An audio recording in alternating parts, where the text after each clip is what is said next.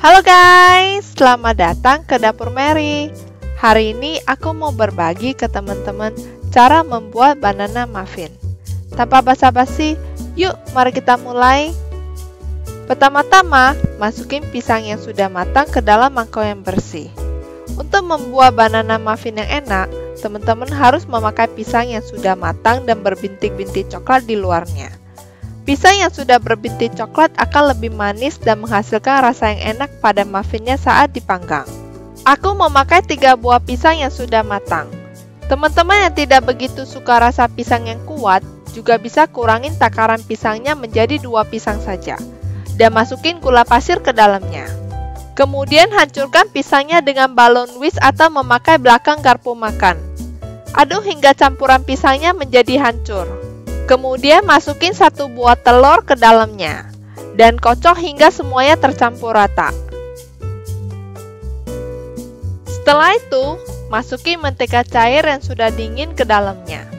Teman-teman harus pastikan mentega cairnya dalam suhu ruangan, supaya menteganya tidak merusak adonannya. Dan aduk adonannya sebentar hingga rata. Kemudian masukin tepung protein sedang atau tepung serbaguna ke dalamnya. Ambil sedikit tepung terigu dan aduk dengan coklat chipnya. Cara ini akan membuat coklat chipnya tidak tenggelam ketika diaduk dan saat dipanggang. Sisihkan dahulu campuran coklat chipnya. Dan kemudian masukin baking powder, baking soda, dan juga garam ke dalamnya. Mix adonannya dengan balon whisk hingga rata. Setelah sudah rata, masukin coklat chipnya ke dalam adonannya. Dan aduk lagi hingga semuanya teraduk rata. Teman-teman pasti kaget betapa gampangnya untuk membuat muffin ini. Waktu yang diperlukan untuk membuat adonan ini cuma 5 menit saja. Masukin adonannya ke dalam cetakan muffin dan pastikan hanya 3/4 penuh saja. Oh ya teman-teman, kalau teman-teman suka dengan video aku ini, jangan lupa pencet tombol subscribe, like, dan pencet tombol bell supaya teman-teman tidak kelewatan semua video baru aku.